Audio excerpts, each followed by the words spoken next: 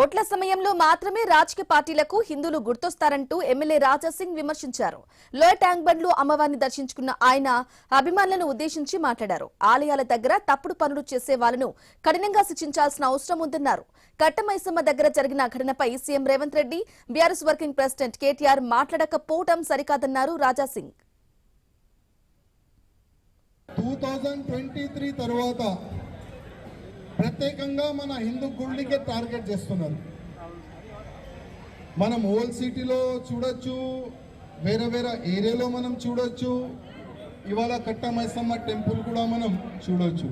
కర్ణాటక బీదరే ఏం పీకనీకి వచ్చిండైనా వచ్చిండైనా రండి, పని చేసుకోండి, బతకండి, ఫ్యామిలీని పోషించండి, వెళ్ళిపోండి. గతంలో మనము సికింద్రాబాద్ టెంపుల్ మనం చూడొచ్చు. ఇప్పుడు మా పోలీస్ అధికారుల స్టేట్మెంట్ ఏంది, కొద్దిగా అయినా మెంటల్ లోడ్ అని.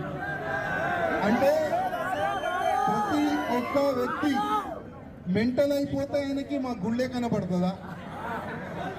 మా హిందువులు మెంటల్ అయిపోతే,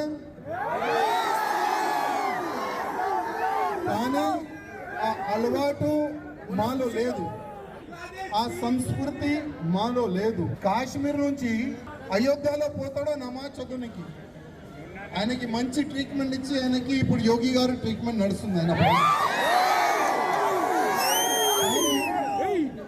మన తెలంగాణ ముఖ్యమంత్రి గారు రేవంత్ రెడ్డి గారికి ఏమైందో అర్థమైతలేదు. అప్పుడప్పుడు మా రేవంత్ రెడ్డి గారు అంటారు నేను ఏబీవీపీ అంటే నా రక్తంలో కూడా కాషాయం ఉందని రేవంత్ రెడ్డి గారు అంటారు. ఇప్పుడు మా రేవంత్ రెడ్డి గారు ఇంత పెద్ద అపవిత్రం జరిగింది కట్టమైసమ్మ గుడి ప్రాంగణంలో, ఒక చిన్న మెసేజ్ కూడా మీది రాలేదంటే అది చాలా